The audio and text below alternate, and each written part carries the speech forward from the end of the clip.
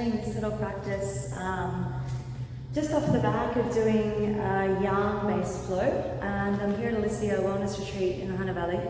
And I want to make this practice about 15 or 20 minutes.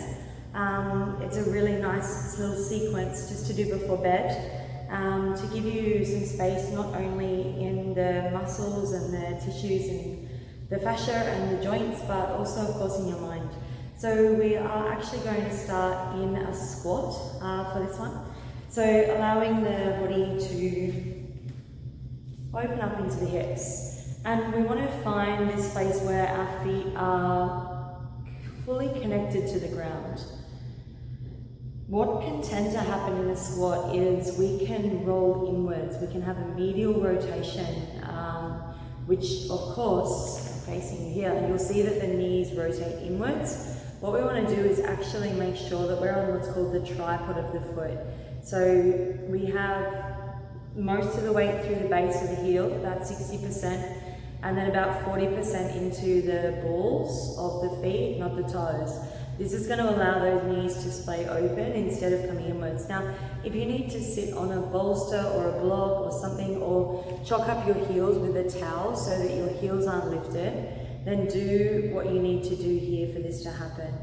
Gently bringing those elbows on the inside of the knees, and then maybe just letting your head soften down as we just move into this first shape.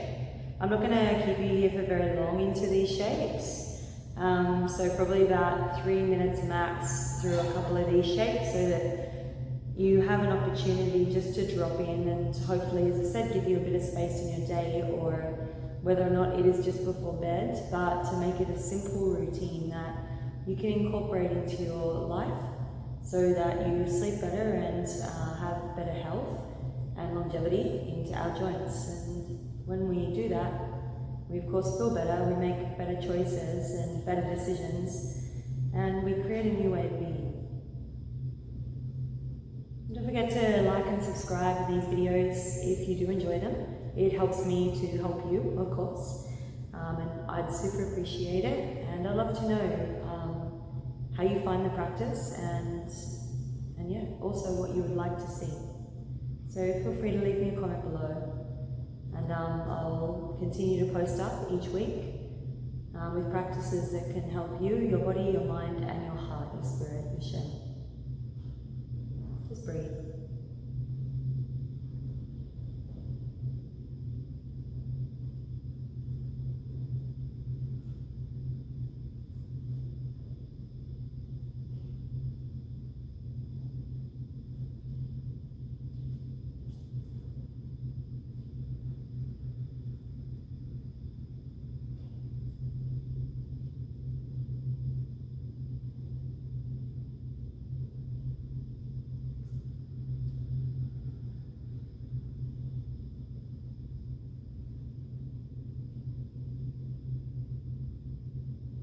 In everything we do in our life, we must have our wheel, our vehicle, our mind, our body and our spirit, our heart, completely looked after and nurtured in everything we do. If we don't look after one of those elements, the wheels, of course, start to fall off. Take one more breath in, and a breath out. From your squat, we're actually going to come straight to a dangle, so just allowing yourself to come to stand very softly and gently. Now if you have a block or a bolster, maybe you need 2 blocks to support yourself here, then I invite you to grab that. We're actually going to come to this with straight legs, so please prop yourself up as much as you need, and then holding onto the block or the bolster, whatever it is, with straight legs. Again, making sure that you need as much height as you need here. Just let yourself start to fold. So target area, of course, is back of the legs into the hamstrings. It's not about forcing here. So if your hammies are really tight, please use as many blocks as you need to support yourself while you're moving through this shape. So just letting yourself knock down. Let your head go. We hold so much tension into our head and our neck, so really let that head go. Let it be really, really heavy here. And the weight's completely back into your heels, there's no weight into your toes. In my book that I am halfway through at the moment, What's Your Language, I really dive into understanding our brain. Neuroplasticity is something we should all investigate and get to know. The knowledge of understanding that we have the power to shift our thoughts and our words to create different experiences and different emotions in our body is really, really powerful. And when we start to change our way of thinking, we of course create different emotions. And these emotions will create different experiences, and that is the basics of neuroplasticity. And in our bodies, if we can be curious about the things that show up for us, about the areas that are tired or our joints that are stiff, or we keep ending up with back pain or hip pain, and get curious rather than be critical about it, again, we spark a new way of thinking, and that new way of thinking, again, creates a different experience and different emotions. And it's from that place that we start to rewire and refire different neurons to create a different existence, a different way of being. It's up to us if we continue to think the same way about ourselves and talk the same way to ourselves and judge our bodies exactly the same when things show up, then nothing is going to change. So every day when you get a moment, when you think about it, when you become present, ask yourself, what's going on in my mind? What am I feeling? What am I experiencing? Ask yourself, what's going on in my body? How does my body feel today? What are my hips and my lower back trying to tell me? What is it that they need? And then ask yourself in your heart, what do I need to nurture myself today? What is it that my heart needs? And that's how we start to find this equilibrium, acceptance and balance, that we are exactly where we need to be. Take one more breath in and stay if you exhale. Slowly from here, start to press into that block, and eventually just making your way down to your back. There's absolutely no rush. Ooh, should be feeling pretty nice by this stage. We are going to come into a wide-legged fold. So you can always do this against the wall if you need to, by sliding yourself in sideways and letting the legs spin up the wall. That is most definitely an option. So you can always sit yourself on the edge of a towel as well. That will help give you a bit of space to fold forward. If not, we're going to take a big deep breath in and then start to just fold forward to your degree. Don't worry if that's not far. It was only a couple of years ago that I was like this in my forward fold with my knees bent. I was very, very tight through my adductors and hips. And of course, like any practice, you have to do it consistently. Day in, day out. It doesn't take long. Like if you are wanting to find more space in your hips and your joints, then spend 5 or 10 minutes a day doing that. I have a practice on here that is for our joints and for better mobility and longevity. It's like 10 or 13 minutes long. You are up to you, nobody else can do anything about that but ourselves. So I invite you to check out that practice, which I'll pop the link in when I do the editing, and then practice it daily and see if things change. So we're going to be here for about another, 2 minutes. That's about 10 to 12 breaths. So just let yourself go.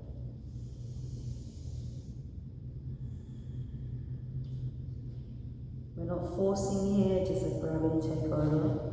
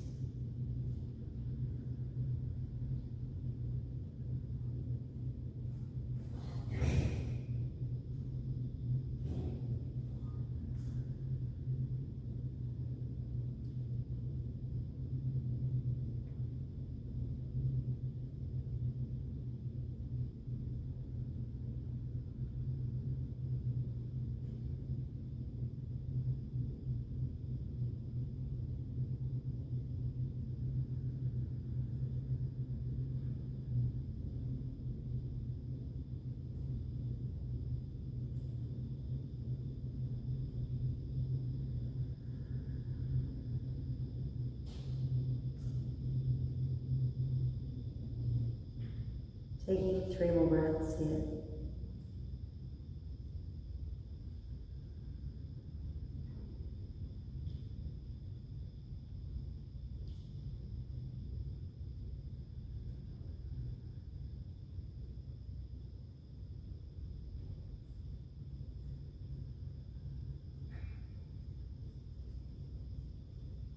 If you're ready, slowly engage your belly, start to very gently and mindfully start to bring yourself back up.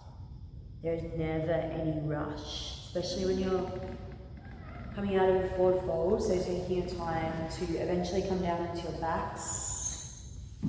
So we're going to just go straight into a supine twist, bring the soles of the feet down the ground, let the arms go out to a T, and we're going to just let the knees fall to the right. So again, we're not forcing the knees down to the ground, we're just letting them flop. Letting the chest be open, palms up, shoulder blades relaxed. Breathe.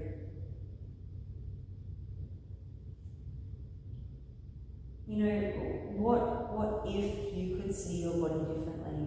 You know, I pose that question to you. What would it feel like to come in with compassion when we experience back or knee or hip pain? And to actually self-inquire about what that is about.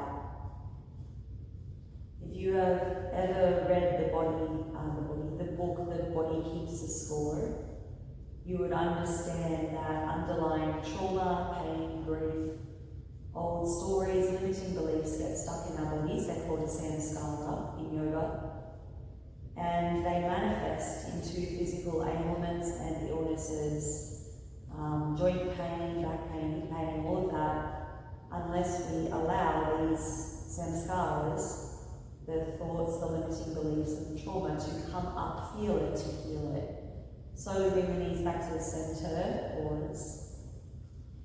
And then eventually let those knees fall to the side. And it's just becoming aware, like we cannot push things down and expect they disappear. It just doesn't work like that.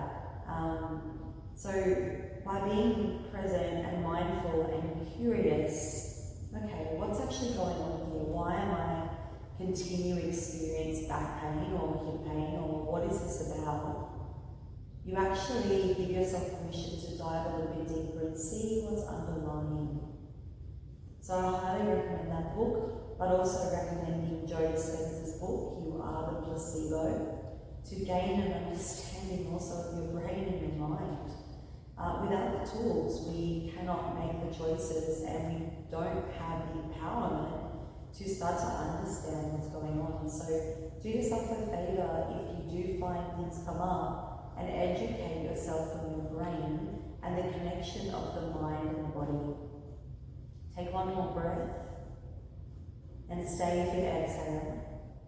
And then slowly bring those knees back to center. We'll take a short shavasana. Just for the purposes of this video, I won't hang out here long, but if you are doing this before bed, I really encourage you to take as long as you need here. Take up as much space on your mat with your feet wide, palms open, shoulders apart and relaxed. Breathe in. And breathe out. And let yourself just fully surrender to this moment.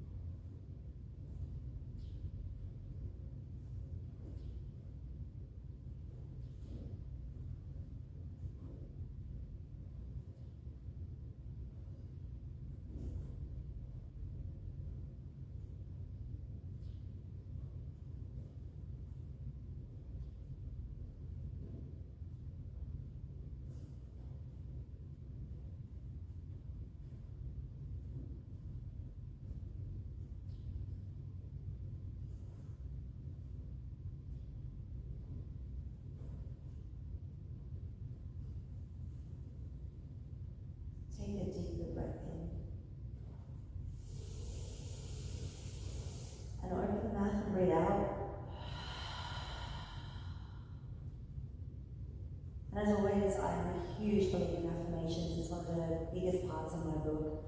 I want you to breathe in how you want to feel. So breathe in the words I feel. And that might be energetic, it might be safe, it might be curious, it might be free. I don't know, that's up to you. So breathe in those words I feel. And breathe out, let something go. It is really not worth your attention anymore. Gently start to bend your knees and just roll to your favorite side. And take a moment here to pause. Take a moment to say thank you to your physical body. You have 2 feet and a heartbeat, and you are now here. You got to wake up today and you just practiced yoga. That is more than enough. So say thank you and really feel it in every single part of your body, your mind and your heart. Slowly making your way out to sit. Doesn't matter how you come to a seat here, just take your time. Let your shoulders roll down your back. Take a deep breath in. Hold.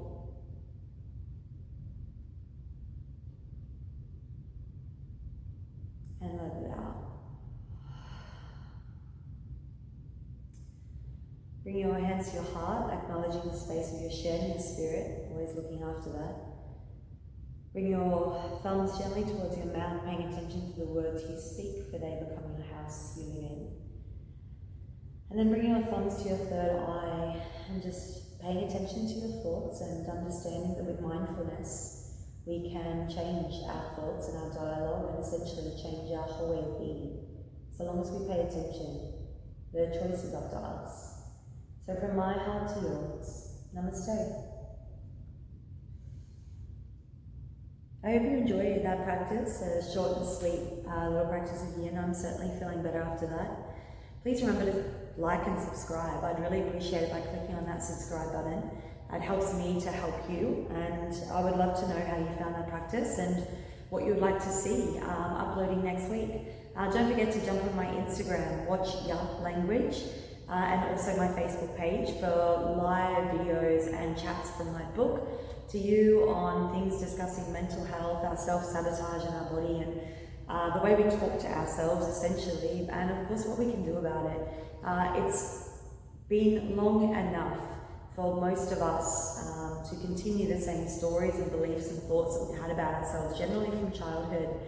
So make today the day that you start to pay attention to the words we speak and the thoughts we think, and then pause and give yourself permission to choose again. Thanks so much, everyone. Have a beautiful day wherever you are, and I'll look forward to seeing you next week.